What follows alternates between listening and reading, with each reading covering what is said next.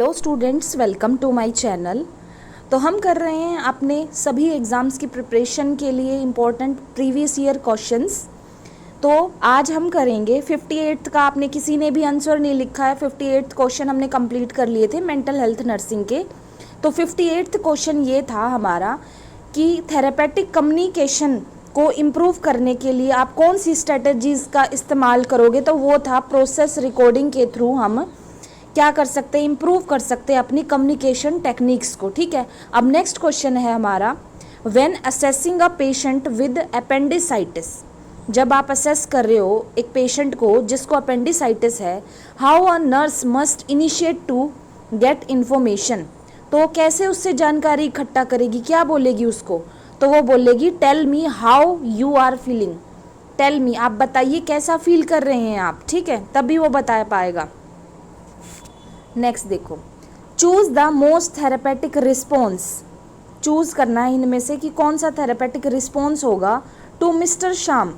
Question, am I going to die. क्या मैं मरने वाला हूँ। ठीक है, तो थेरेपेटिक रिस्पॉन्स बताओ इसमें से।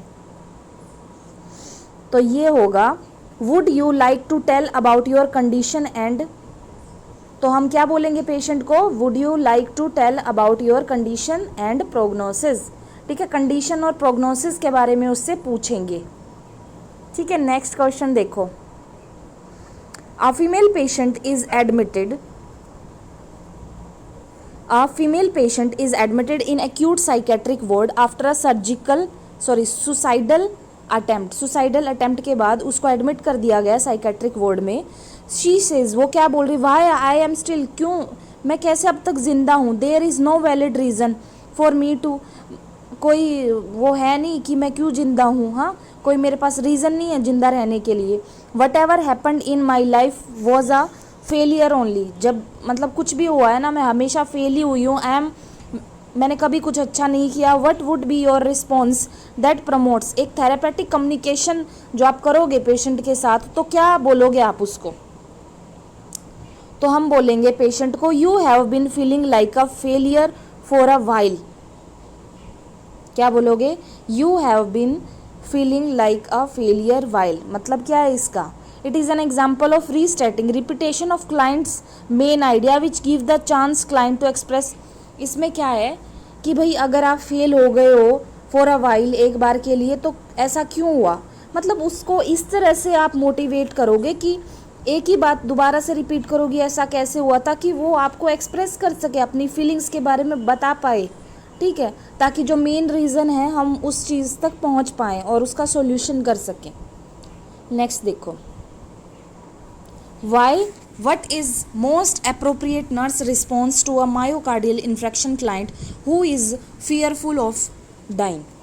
क्या अप्रोप्रिएट नर्स क्या जवाब देगी। कोई पेशेंट है, उसको मायोकार्डियल इन्फेक्शन है, वो बहुत डरा हुआ है कि मैं तो मर जाऊंगा, तो क्या नर्स को जवाब देना चाहिए।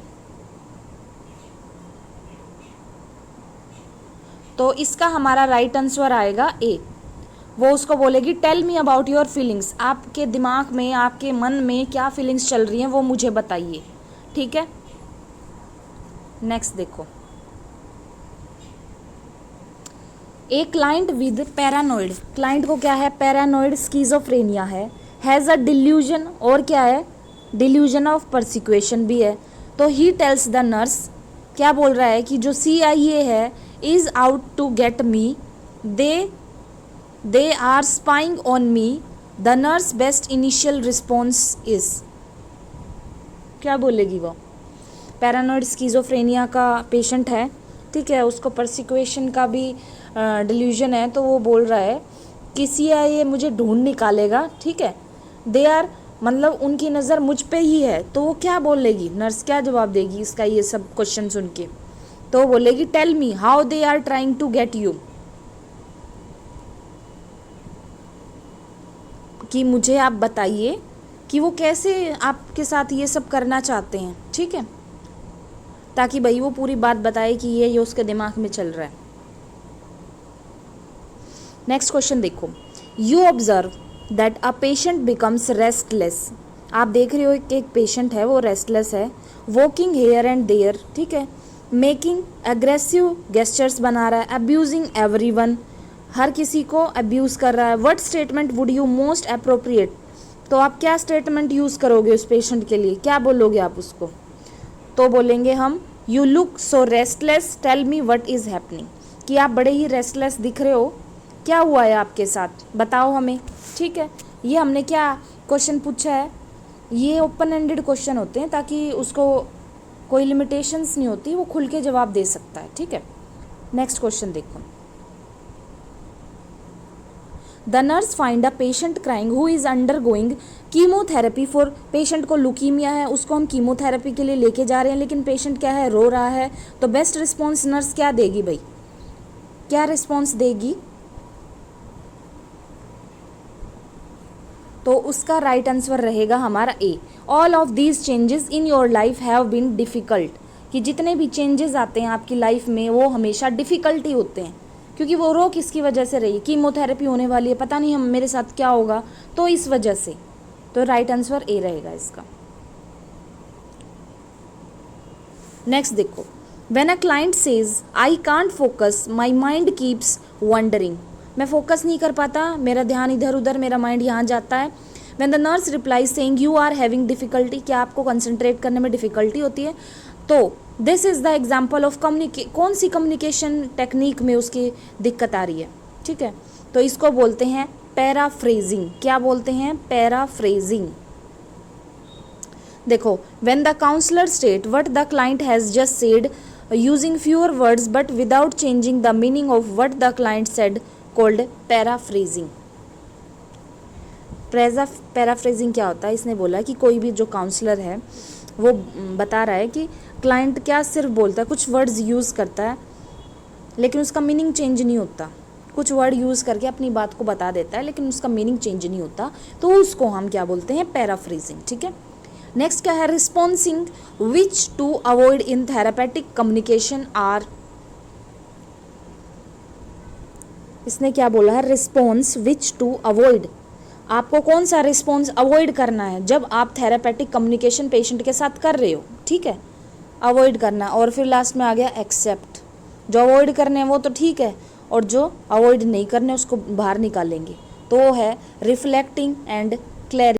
क्वेश्चन है हमारा, विच of the following response is not forbidden during, मतलब ये है कि थेरापेटिक कम्युनिकेशन जब कर रहे हो ऐसा कौन सा पॉइंट है जो आपको छोड़ना नहीं चाहिए। ठीक है, तो वो होता है रिफ्लेक्टिंग और क्लैरिफाइंग, ये हमेशा ज़रूरी होता है। नेक्स्ट देखो, which of the following shows that the nurse is listening to the client, इनमें से कौन सा ऐसा पॉइंट है जो बता रहा है कि नर्स जो है वो सुन रही है क्लाइंट को, तो वो कैसे पता चलेगा, जब आप किसी की बात सुनते हो तो नोडिंग करते हो, अपना सर हिलाते हो और उसके साथ आई कॉन्टैक्ट करते हो। ठीक है, नेक्स्ट देखो, N example of non therapeutic communication technique, example पूछा है नॉन थेरापेटिक कम्युनिकेशन टेक्निक का, कौन सा है, तो वो है हमारा बी लाइटलिंग। क्या है, बी लिटलिंग, क्या होता है ये बी लिटलिंग, देखो, misjudging the degree of client's discomfort and a lack of empathy which cause the client to feel unimportant call, जब क्लाइंट को ये महसूस होता ना कि मैं तो उसको कुछ बात बता रहा हूँ लेकिन वो सुन नहीं रही है या फिर उसका ध्यान कहीं और है।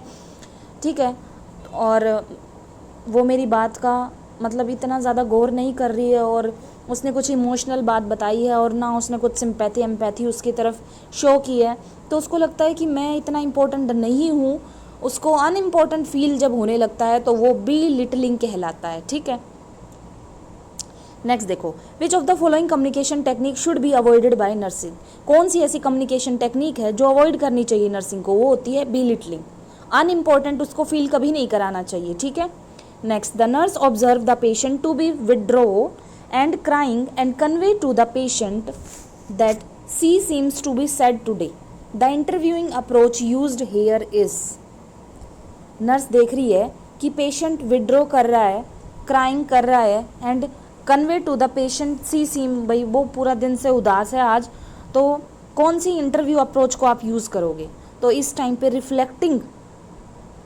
इंटरव्यू अप्रोच को हम यूज़ करेंगे। नेक्स्ट क्या है, which is not a therapeutic communication technique, इनमें से कौन सी थेरापेटिक कम्युनिकेशन टेक्निक नहीं है, तो हमारा ऑटोमेटिक रिस्पॉन्स जो है ये थेरेपेटिक कम्युनिकेशन टेक्निक नहीं है, ठीक है।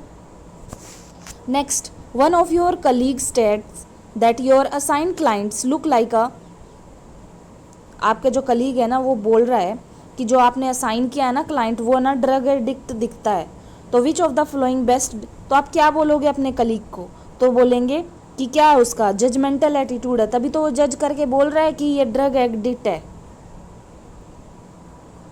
Next, which of the following is an ineffective और नॉन थेरेपेटिक, इनमें से कौन सी नॉन थेरेपेटिक कम्युनिकेशन है, तो जजमेंटल एटीट्यूड क्या है, एक नॉन थेरेपेटिक कम्युनिकेशन है।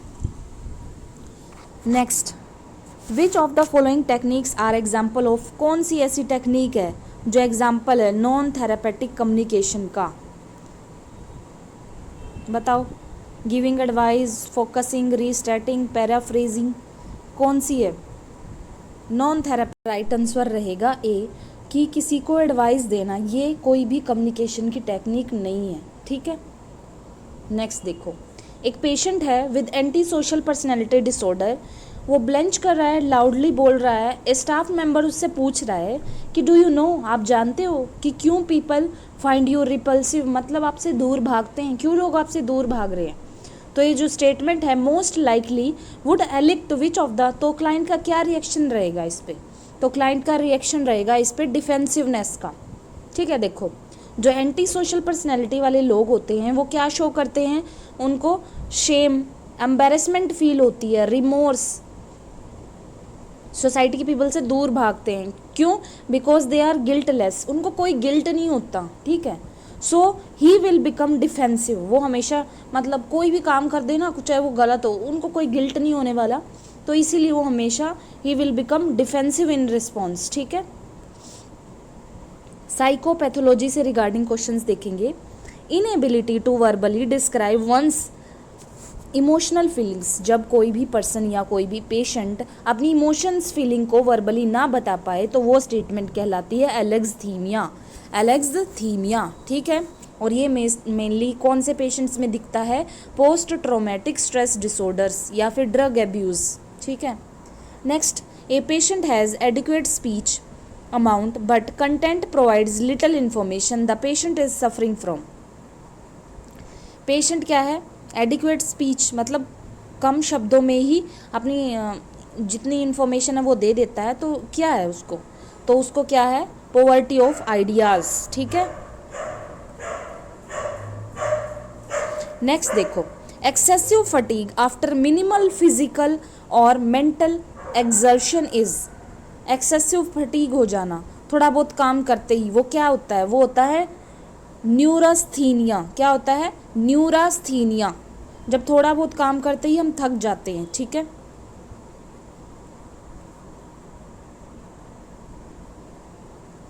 Next, decrease perceptual response to a repeated stimulus is known as, क्या है कि परसेप्शन रिस्पॉन्स कम हो जाना, जब एक ही चीज़ आपके साथ बार बार हो रही है ना तो परसेप्चुअल रिस्पॉन्स कम हो जाता है, तो उसको बोलते हैं हैबिट हो जाना, किसी चीज़ की हैबिचुएशन हो जाना, ठीक है ना। नेक्स्ट देखो, the information surrounding a stimulus, जो इन्फॉर्मेशन होती है सराउंडिंग अ स्टिमुलस उसको क्या बोलते हैं, उसको बोलते हैं कॉन्टेक्स्ट, ठीक है। नेक्स्ट क्या है, a disorder in which patient maintains a fixed portion without any movement, एक ऐसा डिसऑर्डर जिसमें पेशेंट जो है अपनी पोस्चर को फिक्स कर लेता है बिना कोई मूवमेंट करे, तो उसको बोलते हैं कैटाप्लेक्सी, क्या बोलेंगे, कैटाप्लेक्सी, ठीक है। Next, temporary loss of muscle tone and weakness precipitated bye a variety of emotional state, किसी इमोशनल स्टेट की वजह से हमारा मसल टोन लॉस हो जाना, वीकनेस आ जाना, क्या कहलाता है, तो वो होता है कैटाप्लेक्सी, ठीक है, क्या होता है, कैटाप्लेक्सी।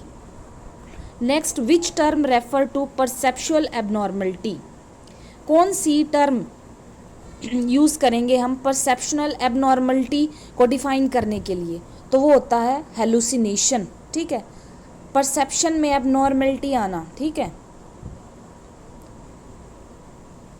पता ही है आपको, दो टर्म होती हैं परसेप्शन की, ठीक है, एक तो इल्यूजन होती है, एक हेलुसिनेशन होता है। इल्यूजन में तो क्या होता है, हमें मिसकंसेप्शन या मिस इंटरप्रिटेशन होता है एक्सटर्नल स्टिमुलाई का, मतलब अगर कोई रस्सी पड़ी है तो आपको ऐसे दिखेगा कि सांप है ये, मिसकंसेप्शन हो जाएगा आपको उस चीज़ के रिगार्डिंग, इल्यूजन क्रिएट हो जाएगा, ठीक है।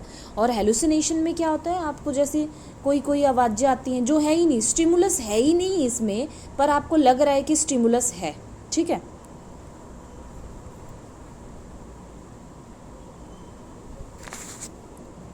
देखो जैसे हेलुसिनेशन में बोला है कि false imaginary sensory perception without external stimuli, sensory perception होती है लेकिन कोई एक्सटर्नल स्टिमुलाई होता ही नहीं है, जैसे साउंड सुनाई दे रही है, कुछ भगवान दिख रहा है या फिर कोई और भूत दिख रहा है जो कि है ही नहीं, एग्जिस्ट ही नहीं करता। नेक्स्ट देखो, process to attend and react to a stimulus, एक ऐसा प्रोसेस जिसमें अटेंड और रिएक्ट करते हो आप स्टिमुलाई के अगेंस्ट, तो वो होता है perception. Next, the identification and interpretation of sensory input, identify करना और इंटरप्रिटेट करना सेंसरी इनपुट को, तो वो क्या कहलाता है, वो कहलाता है परसेप्शन। इल्यूजन क्या होता है, इल्यूजन होता है miss interpretation of real external stimuli, आपके पास स्टिमुलाई तो है बट आपको आप उस चीज़ को ना गलत ले जाते हो, मतलब मिस इंटरप्रिटेट करते हो, जो होती है वो नहीं आती आपको, जैसे रस्सी है तो आप उसको सांप बोल रहे हो, ठीक है, तो ये मिस इंटरप्रिटेट कर रहे हो। नेक्स्ट, फॉल्स परसेप्शन होना विद स्टिमुलाई के साथ, तो ये क्या होता है, ये होता है इल्यूजन, ठीक है। नेक्स्ट देखो, द कंडीशन व्हेन अ रोप में, आप एक ऐसी कंडीशन जिसमें आप रस्सी को क्या समझ रहे हो, सांप समझ रहे हो अंधेरे के अंदर, तो वो क्या होता है, वो है इल्यूजन, धोखा होना, ठीक है। Manju sees a design of flower on a wallpaper, एक वॉल पेपर पे वो एक फ्लावर का डिज़ाइन देख रही है, लेकिन उसको क्या लग रहा है कि ये कुछ एनिमल सा दिख रहा है, तो ये किसका एग्जाम्पल है, ये इल्यूजन का एग्जाम्पल है, ठीक है।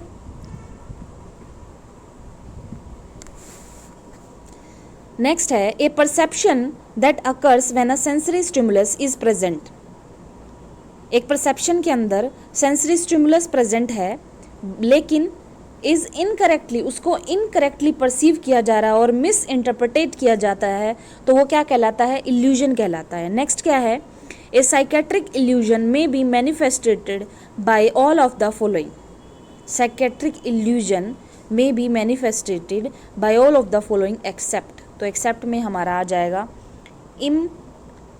इम्पावरिशमेंट ऑफ फीलिंग्स, क्या आएगा, इम्पावरिशमेंट ऑफ फीलिंग्स, इसका कोई लेना देना नहीं है, ये हमने बाहर निकाल दिया। नेक्स्ट देखो, nurse Monica is caring for a male client who experience sensory perception without any stimulus, कोई स्टिमुलस नहीं है लेकिन वो परसीव कर रहा है, तो ये क्या होगा, ये हेलुसिनेशन होता है।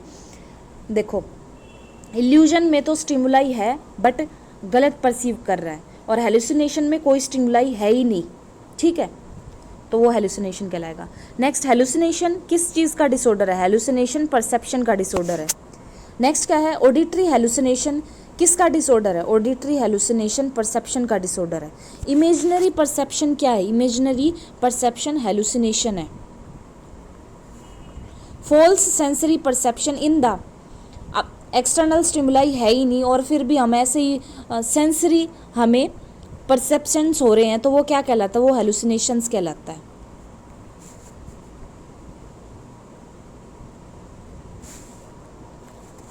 Nurse is caring for a male client who experience false sensory perception with no basis in reality, एक मेल क्लाइंट है, उसको सेंसरी परसेप्शंस हो रहे हैं लेकिन ऐसा कुछ रियल में है नहीं, तो क्या कहलाएगा, वो होगा हेलुसिनेशंस। नेक्स्ट देखो, mistress A frequently is seen to lean her head to one side, cup her ear and move her lips when no one is present, वो एक साइड मुंह करके अपना, ठीक है, कप करके उधर बात कर रही है किसी के साथ लेकिन कोई है ही नहीं वहाँ पे, तो क्या है ये है हेलुसिनेशंस, ठीक है, क्योंकि रियल स्टिमुलाई तो है ही नहीं, उसने खुद से ही सपोज किया हुआ है कि कोई बैठा हुआ है उसके साथ और वो बात कर रही है, ठीक है ना।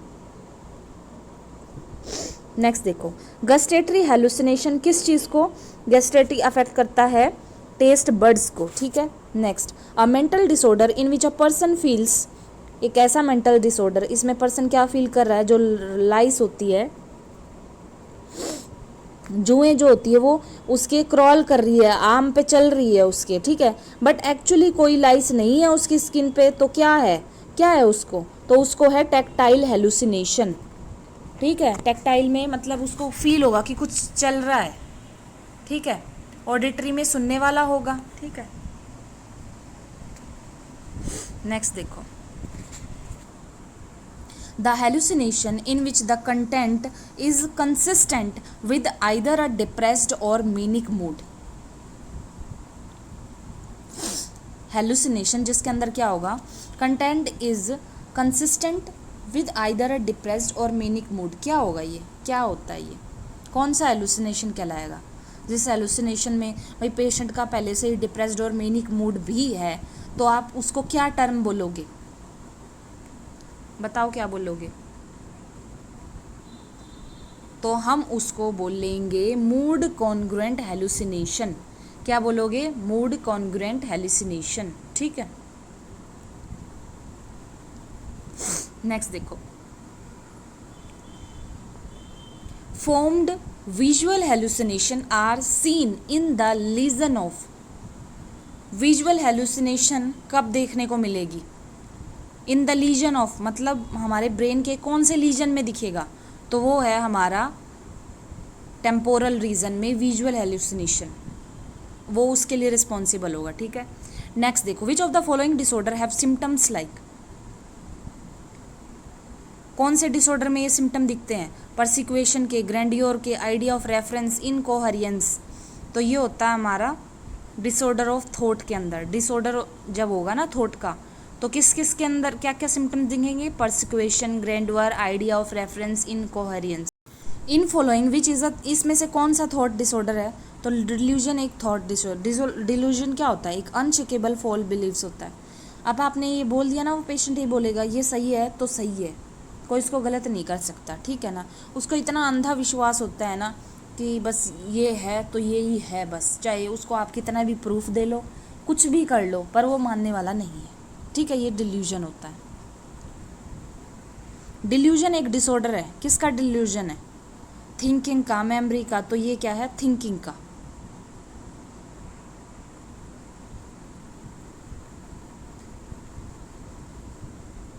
नेक्स्ट क्या है, ए फॉल्स इरेशनल अनशेकेबल बिलीफ। अभी बताया था अनशेकेबल बिलीफ कौन सा होता है, डिल्यूजन। नेक्स्ट क्या है, फॉल्स फिक्स्ड आइडिया और बिलीफ। एक फिक्स्ड आइडिया और बिलीफ होता है पेशेंट को, ठीक है, और उसी को वो सच मानता है, उसको क्या बोलते हैं, डिल्यूजन। नेक्स्ट क्या है, द कंडीशन इन विच, एक ऐसी कंडीशन जिसमें फॉल्स बिलीफ होता है, are firmly maintained even through they are not shared by others. भले ही कुछ बोले ना बोले, लेकिन उसको अंधा यकीन होता है उस चीज़ पे, तो वो डिल्यूजन कहलाती है। नेक्स्ट, डिल्यूजन किसका डिसऑर्डर है, डिल्यूजन क्या है, एक डिसऑर्डर है डीरेलमेंट का। किसका, डीरेलमेंट। डीरेलमेंट क्या होता है, डीरेलमेंट लूजनेस ऑफ एसोसिएशन। क्या होता है, looseness of association is a thought disorder. ये क्या है, एक थॉट डिसऑर्डर है, ठीक है। इसमें क्या होता है, जो आइडियाज़ नहीं आने चाहिए वो उसको आइडियाज़ आते हैं, उसको पता ही नहीं होता किसी चीज़ का, ठीक है। और जो ये डीरेलमेंट है एक टाइप है डिल्यूजन का, ठीक है। नेक्स्ट क्या है, what is meant by thought broadcasting. Thought broadcasting से आप क्या समझते हो, थॉट ब्रॉडकास्टिंग क्या होता है, delusion that one's thought can be heard by. Broadcast कर देना, आपने सुना होगा भाई टेलीविज़न पे ये न्यूज़ ब्रॉडकास्ट हो रही है, भाई चला दी गई है, सभी उसको सुन रहे हैं, ठीक है, बाहर वाले। तो ब्रॉडकास्ट में यही आएगा। एक ऐसा डिल्यूजन होता है जिसमें पेशेंट को लगता है कि जो मेरे थॉट्स हैं वो कोई दूसरे ही सुन रहा है, ठीक है। नेक्स्ट देखो, a client express the believes और feelings that the CBI armed forces are out to kill him. एक पेशेंट है, उसको विश्वास है, उसको फीलिंग आ रही है कि सीबीआई वाले, आर्म फोर्सेज वाले मुझे मारना चाहते हैं, तो ये किसका एग्जाम्पल है, तो ये एग्जाम्पल है डिल्यूजन ऑफ परसिक्वेशन। जो परसिक्वेशन है ना, डिल्यूजन ऑफ परसिक्वेशन का मतलब होता है एक फॉल्स बिलीव होना क्लाइंट को कि कोई ना कोई उसको मारना चाहता है, वो कैसे भी करके मारे, बस वो उसके मारना चाहता है, उसके पीछे पड़े हुए हैं, ठीक है। नेक्स्ट देखो, what is the other name delusion of persecution का अदर नेम क्या है? डिल्यूजन ऑफ परसिक्वेशन का अदर नेम है पैरानोइड डिल्यूजन। क्या? Paranoid delusion. नेक्स्ट देखो, ए पेशेंट हु रिफ्यूज, जो एक पेशेंट है जो मना कर रहा है कि भाई इसमें जहर है, मैं नहीं इसको खाऊंगा, तो ये क्या है? डिल्यूजन है। ठीक है, और कौन सा डिल्यूजन है? पैरानोइड डिल्यूजन है। ठीक है, next, when a patient has got a very strong, एक पेशेंट है उसको बहुत ज़्यादा स्ट्रॉन्ग बिलीफ है कि कोई ना कोई उसको हार्म करना चाहता है। ठीक है, तो ये किस चीज़ का एग्जाम्पल? ये है डिल्यूजन ऑफ परसिक्वेशन का एग्जाम्पल।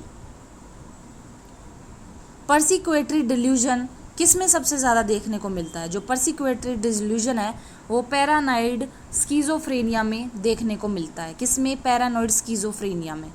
और स्कीज़ोफ्रेनिया वाले पेशेंट होते हैं ना, बहुत ज़्यादा ऐसा होता है कि ये मुझे मार देगा, दूर रहो मुझसे, ठीक है, मैं मरना नहीं चाहता, ये लोग मुझे मार डालेंगे। ठीक है, ये होता है पैरानॉइड स्कीज़ोफ्रेनिया। नेक्स्ट देखो, Mr. Raju says that he is the first lad of world and he is born with a special mission in life. एक राजू है, उसको लगता है कि बस वही है वर्ल्ड में, ठीक है, वो तो पता नहीं कितनी स्पेशल मिशन के लिए पैदा हुआ है। तो ये किस चीज़ का एग्जाम्पल है? ये एग्जाम्पल है डिल्यूजन ऑफ ग्रैंडियोर का, या फिर डिल्यूजन ऑफ ग्रैंडियोसिटी, जिसमें आदमी अपने आप को बहुत महान समझता है लेकिन वो होता नहीं है। और ये ज़्यादातर मेनिया वाले पेशेंट्स में आपको देखने को मिलेगा। Next, grandiose delusion occur in which of the following disorder? जो ग्रैंडियोर डिल्यूजन है वो मेनली मेनिया वाले डिसऑर्डर में आपको देखने को मिलेगा। Next, an exaggerated conception of one's own importance, power and knowledge of identity is. खुद को इम्पोर्टेंस देना, पावर है मेरे पास, बहुत ज़्यादा नॉलेज है, किस चीज़ का एग्जाम्पल है? बहुत बार पढ़ लिया, डिल्यूजन ऑफ ग्रैंडियोसिटी का एग्जाम्पल है। नेक्स्ट, एक 40 साल का पेशेंट है, उसको क्या है? डिल्यूजन ऑफ ग्रैंडवर से वो डायग्नोस हुआ है। तो इसमें से विच of the following option support, कौन से ऑप्शन से आपको पता चल रहा है? तो डिल्यूजन ऑफ बीइंग हाईली, उसको लगेगा मैं बहुत ज़्यादा फेमस हूँ, मैं इंपॉर्टेंट हूँ। ठीक है, तो इससे हमें पता चला कि उसको क्या है? डिल्यूजन ऑफ ग्रैंडवर है। ठीक है, विच of the following delusion common in, जब कोई भी आदमी डिप्रेस्ड होता है तो उसमें कौन सा डिल्यूजन मिलता है? तो उसमें मिलता है delusion of poverty. Delusion of poverty क्या होता है? False belief of person that he or she is empowerment or will be deprived of maternal possessions. It is common into, मतलब क्या होता है उसको? फॉल्स बिलीफ होता है कि जो भी कुछ हुआ है मेरी वजह से हुआ है, अगर मैं ये नहीं करता तो काश ये नहीं होता, अगर मैं ना वहाँ गया होता तो मेरी वजह से ये सब नहीं होता। ठीक है, नेक्स्ट देखो,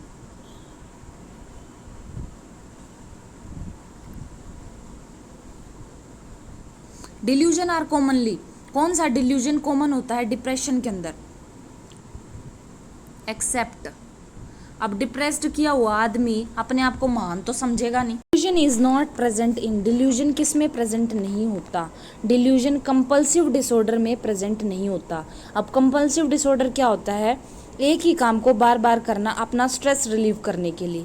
कंपल्सिव डिसऑर्डर वो डिसऑर्डर होता है जैसे कि अभी मैंने कुछ काम किया फिर से हैंड वॉश कर लिए, अभी थोड़ी देर कुछ और किया फिर हैंड वॉश कर लिए, क्यों? मुझे डर है कि कहीं मुझे इन्फेक्शन ना हो जाए, फिर कुछ और कर रही हूँ, फिर वो मैं हाथ धो के आ रही हूँ। ठीक है, तो अपना स्ट्रेस रिलीव करने के लिए मैं ऐसा कर रही हूँ, क्योंकि बार बार मेरे को थॉट्स भी आ रहे हैं, अगर मैंने नहीं किया तो पता नहीं क्या हो जाएगा, नहीं किया तो पता नहीं क्या हो जाएगा। ठीक है, वही काम बार बार, जैसे लॉक बार बार चेक करते हैं ना कि मैंने बंद किया कि नहीं किया, मैंने बंद किया कि नहीं किया। ठीक है,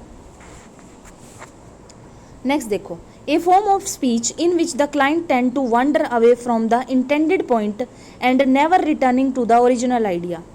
ठीक है, इसमें क्या होता है? पेशेंट जो करता है, जो मेन पॉइंट होता है ना उसके यहाँ वहाँ घूमता है।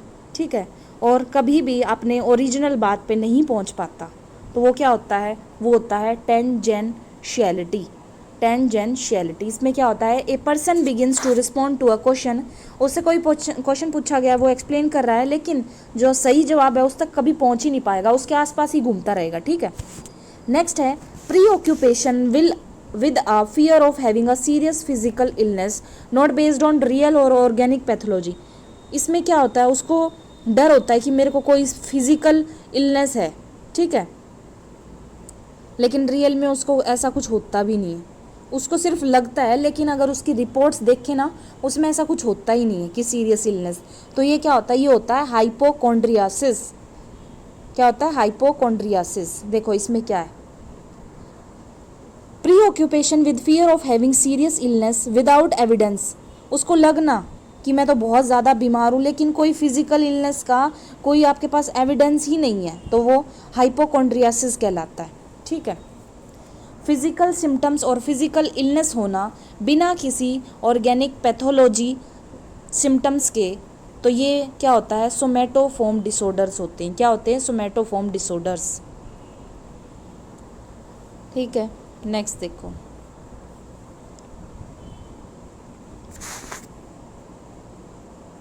A persistent preoccupation with the fear of serious disease despite repeated medical reassurance is known as, अभी पढ़ा है कि हमने फियर होना सीरियस इलनेस का, लेकिन कोई भी मेडिकल रीएश्योरेंस है ही नहीं, सबूत नहीं है कोई मेडिकली कि वो सच में ऐसा है, तो वो कहलाता है hypochondriasis. Next, delusion of abnormally in body, delusion of abnormal कि भाई एबनॉर्मलिटी है उसके बॉडी के फंक्शनिंग में, क्या होता है, वो होता है सोमैटिक। सोमैटिक डिल्यूजन क्या होता है, जिसमें फॉल्स बिलीव होता है कि बस मेरा सर दुख रहा है। अब मान लिया उसने सोच लिया, वो पेशेंट है ना सोमैटो, मेरा सर दुख रहा है, अब तो मुझे पता नहीं क्या होगा, मेरा तो ये होगा, मेरे को तो वो हो गया, वो बेफालतू का सोचता रहता है, मुझे तो ये हो गया, अब तो मैं कुछ नहीं कर पाऊंगा आगे, ज़िंदगी मेरी तो ख़राब हो गई। लेकिन ऐसा कुछ होता ही नहीं है। ठीक है, सिर्फ एक बॉडी के फंक्शंस की वजह से ऐसा वो सोच लेता है। ठीक है, नेक्स्ट देखो, when a client makes up stories, इसमें क्लाइंट स्टोरीज बना रहा है to fill in the blank space of memories, it is known as, उसकी कुछ मेमोरीज हैं उसमें जो अब उसको बोल दिया कि भाई जैसे मैं ना पहले ऐसे काम करता था लेकिन फिर ना मैंने भूल चुका है, उसको पता नहीं है, लेकिन फिर भी उस गैप को वो फिल करने की कोशिश कर रहा है, तो वो होता है कन्फेबुलेशन। क्या होता है, कन्फेबुलेशन, मतलब मेमोरी गैप को, जो मेमोरी गैप फिल्स, मतलब जो मेमोरी गैप्स उसके रह गए हैं, जो उसको नहीं पता है जिसके बारे में, उसको वो फिल करने की कोशिश करेगा कैसे ना कैसे करके। ठीक है, नेक्स्ट देखो, और जो ये कन्फेबुलेशन होता है मेनली कोराकोफ सिंड्रोम में ज़्यादातर देखने को मिलेगा। Creating imaginary events to fill up the creative, अपने मेमोरी गैप को कंप्लीट करने के लिए कुछ ना कुछ इमेजिनेशंस करके वो डालता रहेगा, तो वो कन्फेबुलेशन कहलाता है। नेक्स्ट, ए 75 ईयर ओल्ड पेशेंट है, उसको डिमेंशिया है ऑफ एल्जाइमर टाइप्स एंड कन्फेबुलेट्स, तो nurse should understand that the patient, तो वो क्या करेगा, इसमें क्या आ गया, कन्फेबुलेशन, तो सीधी सी बात है वो अपने गैप्स को फिल करने की कोशिश करेगा अपनी फैंटेसी से। ठीक है, नेक्स्ट क्या है, a client tells the nurse that his body is made up of would, client क्या बोल रहा है, मेरी बॉडी वुड से बनी हुई है और मैं बहुत ज़्यादा हैवी हूँ, तो नर्स क्या बोलेगी उसको, क्या बोलेगी उसको बताओ, नर्स बोलेगी, क्या पता चल रहा है उसको, डीपर्सनलाइजेशन। डीपर्सनलाइजेशन क्या होता है, जिसमें जो है ना परसीव गलत करना। ठीक है, खुद को परसीव गलत कर रहा है क्योंकि वो खुद को क्या बोल रहा है कि मैं लकड़ी का बना हूँ, मैं भारी हूँ, तो डीपर्सनलाइजेशन कहलाएगा ये। ठीक है, नेक्स्ट देखो, what is the term used to explain the condition in which patient perceive that his or her face is distorted or his legs have become short। एक ऐसी कंडीशन है जिसमें पेशेंट को लग रहा है कि उसका फेस डिस्टॉर्टेड हो गया है, अजीब सा हो गया है और उसकी टांगें छोटी हो गई हैं, तो ये क्या है, ये डीपर्सनलाइजेशन का एग्जाम्पल है, मतलब अपनी पर्सनैलिटी में उसको कमी लगना। नेक्स्ट क्या है, परसिस्टेंट और रिकरेंट एपिसोड होना, किसके, डीपर्सनलाइजेशन के, are the central feature of depersonalization disorder, तो this symptoms are characterize by all of, सारे आ जाएंगे। इसमें क्या होता है, फीलिंग ऑफ डी अटैचमेंट, खुद से अटैचमेंट नहीं होती, उसको खुद को लगता है कि मैं कैसा दिख रहा हूँ, मैं क्या हूँ, मेरे तो हाथ छोटे हो गए, मेरे तो ये मुंह पे पता नहीं क्या हो गया। ठीक है, ऐसे ऐसा लगता है उसको। The sense of living in a dream, हमेशा ड्रीम में रहना, एक फिल्मी लाइफ क्रिएट करना, मेरी तो बॉडी ऐसी है, ऐसी क्यों नहीं है। ठीक है, तो ये डीपर्सनलाइजेशन के एग्जाम्पल हैं। नेक्स्ट देखो, false believe in which the patient thinks that he is being talked about the other people, एक ऐसा फॉल्स बिलीफ जिसमें उसको लगता है कि हर कोई जो तीसरा आदमी है वो उसी के बारे में बात कर रहा है। तो ये होता है किसका एग्जाम्पल, डिल्यूजन ऑफ रेफरेंस का एग्जाम्पल। किसका, डिल्यूजन ऑफ रेफरेंस का एग्जाम्पल। नेक्स्ट देखो, which of the following best illustrate delusion of reference. Delusion of reference का एग्जाम्पल बोला है इसने, तो इसका एग्जाम्पल है हमारा कि टीवी रिपोर्टर उसके बारे में बात कर रहा है, क्योंकि रेफरेंस में यही है कि कोई तीसरे आदमी उसके बारे में बात कर रहा है, उसको ऐसा लगता है। नेक्स्ट क्या है, when the thought are coming, जब आपको थॉट आते हैं पेशेंट को, टू क्विकली, बहुत ज़्यादा स्पीडली, और स्पीच इज, और आपकी स्पीड जो है बढ़ जाती है, तो वो क्या होता है, वो होता है फ्लाइट ऑफ आइडियाज़। एकदम से आइडियाज़ आना और फटाफट से स्पीच बढ़ जाना, ठीक है, वो फ्लाइट ऑफ आइडियाज़ होता है। डिस्टोनिया क्या होता है, डिस्टोनिया होता है prolonged involuntary muscular contraction that may cause twisting of body parts. Dystonia में हमारे बॉडी पार्ट्स ट्विस्ट हो जाते हैं, ठीक है, और रिपीटेटिव मोमेंट्स होती है, और हमारी मसल टोन भी बढ़ जाती है। डिस्टोन, टोन से ही समझ लेना, मसल टोन, ट्विस्ट हो जाना बॉडी पार्ट्स का, ठीक है, और रिपीट करना बार बार उन मोमेंट्स को। नेक्स्ट, एक आइडिया से जब दूसरे आइडिया पे जंप करते हैं तो वो क्या कहलाता है, flight of ideas. Next, flight of ideas किस में देखने को मिलता है, ज़्यादातर मेनिया में देखने को मिलता है। Next, when thought are too quick without association, जब थॉट्स बहुत ज़्यादा क्विक आते हैं, ठीक है, बिना एसोसिएशन के, तो उसको क्या बोलते हैं, फ्लाइट ऑफ आइडियाज़। नेक्स्ट है, विच of the following best suit a patient exhibiting flight of ideas. इसमें क्या बोला है इसने कि इसमें से कौन सा स्टेटमेंट सूट करेगा जिस पेशेंट को फ्लाइट ऑफ आइडियाज़ आ रहे हैं, तो वो क्या करेगा, वो शिफ्ट करेगा एक आइडिया से दूसरे आइडिया पे। फ्लाइट ऑफ आइडिया तो तभी होंगे ना, एक चीज़ से जब दूसरी चीज़ पे तभी जंप कर जाएगा। नेक्स्ट है कॉइनिंग, नए वर्ड्स को कॉइन करना, ये क्या कहलाता है, नए वर्ड्स को कॉइन करना। जब कोई भी पेशेंट नए वर्ड्स को बनाता है, ठीक है, जो कि एग्जिस्ट ही नहीं करते, तो वो होता है नियोलोगिज्म। क्या होता है, नियोलोगिज्म। नेक्स्ट क्या है, साइकोटिक पर्सन इन्वेंट्स, जब साइकोटिक पर्सन नए वर्ड्स की इन्वेंशन करता है जिनका कोई मतलब नहीं होता दूसरे के लिए, बट सिंबॉलिक मीनिंग टू, लेकिन उसके लिए मीनिंग होता है, तो वो नियोलोगिज्म कहलाता है। नेक्स्ट क्या है, एक स्किज़ोफ्रेनिया पेशेंट है, वो क्या बोल रहा है नर्स को कि you are wearing a pretty red dress, आपने रेड ड्रेस पहनी है, और टोमेटोज़ भी रेड होते हैं, और वेजिटेबल्स जो है वो हेल्दी रखते हैं, तो लेकिन मैं तो हेल्दी नहीं हूँ। तो ए नर्स, उसको क्या पता चलेगा, ये किस चीज़ का एग्जाम्पल है, ये एग्जाम्पल है looseness of association. Looseness of association क्या होता है, एक पर्सन है, स्पीक कर रहा है, फ्रीक्वेंट चेंजेस, एकदम से सब्जेक्ट चेंज हुआ। देखो अभी इसने किसकी बात की थी कि आपने रेड ड्रेस पहनी है, ठीक है, फिर एकदम से टमाटोज़ पे आ गया, ठीक है, कोई एसोसिएशन ही नहीं है, जिस चीज़ के बारे में बात कर रहा था वहाँ से फिर कहीं और ही चला गया, ठीक है। नेक्स्ट देखो, frequent repetition of sounds, bar bar repeat करना साउंड्स को, सिलेब्स, वर्ड्स को, तो ये क्या चीज़ होती है, ये होता है स्टैमरिंग। क्या होता है, स्टैमरिंग। स्टैमरिंग क्या होता है, एक स्पीच डिसऑर्डर होता है, जिसमें क्या होता है, क्या करते हैं हम, स्टैमरिंग और स्टटरिंग एक ही वर्ड है, ठीक है ना, एक ही चीज़ है, याद रखना। जब कोई भी पेशेंट रिपीट करता है साउंड्स को, सिलेब्स को, वर्ड्स को, तब क्या बोलते हैं हम, स्टटरिंग और स्टैमरिंग, ये दोनों टर्म यूज़ करी जाती हैं। ये क्या है, स्पीच डिसऑर्डर की टर्म्स हैं, ठीक है। All of the following are the type of delusion, सारे डिल्यूजन के टाइप है, कौन सा नहीं है, तो wrong perception is not a type of delusion, ठीक है। नेक्स्ट देखो, a patient keeps repeating the last, कुछ लास्ट के फ्यू वर्ड्स को सुन के वो रिपीट कर रहा है उनको, तो ये क्या कहलाएगा, ये होता है इकोलेलिया। क्या होता है, इकोलेलिया, जब कुछ वर्ड्स को रिपीट करते हैं ना बार बार, वो इकोलेलिया कहलाता है। नेक्स्ट, पैरट लाइक और पैथोलॉजिकल रिपीटेशन, जैसे तोता बोलता है ना, एक वर्ड बोल दिया तो उसको बहुत बार वही रिपीट करता रहेगा, इसी तरह अगर कोई पर्सन कर रहा है तो उसको क्या बोलते हैं, उसको बोलेंगे इकोलेलिया कंडीशन, ठीक है।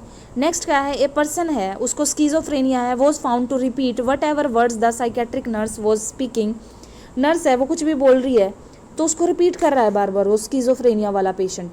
तो इससे क्या पता चलता है, इससे पता चलता है इकोलेलिया, ठीक है। नेक्स्ट क्या है, प्रिजर्वेशन, सॉरी परसर्वेशन। परसर्वेशन क्या होता है? ये होता है persistent repetition of words, bar bar words को रिपीट करना ही क्या कहलाता है? परसर्वेशन, ठीक है। नेक्स्ट देखो, persistently repeating the same word or idea in response to different questions is termed। persistently repeat करना सेम वर्ड को और आइडिया को इन रिस्पॉन्स, आपसे कुछ भी पूछेंगे, मैंने आपसे पूछ लिया आपका नाम क्या है, तो आपने बोला राम। आप कौन सी क्लास में पढ़ते हो, तो फिर बोलेगा राम, ठीक है। आपके फादर का नाम क्या है? राम। मतलब कुछ भी पूछ लो, सेम ही जवाब उसने बार बार बोलना है, तो वो क्या कहलाता है? तो वो कहलाएगा परसर्वेशन, ठीक है। क्या कहलाएगा? परसर्वेशन। नेक्स्ट क्या है? एक पेशेंट है who keeps repeating a word our and our is demonstrating. एक पेशेंट है, वो बार बार रिपीट कर रहा है एक वर्ड को, आप उसको कितना ही बोलो आप वही रिपीट करेगा, वो स्टीरियोटाइप कहलाता है। क्या कहलाता है? Stereotype. Simple, repeatedly, moment, speech, action, unconsciously, ठीक है। अनकॉन्शियसली जब एक ही चीज़ को बार बार रिपीट कर रहा है तो वो स्टीरियोटाइप कहलाता है। इसी के साथ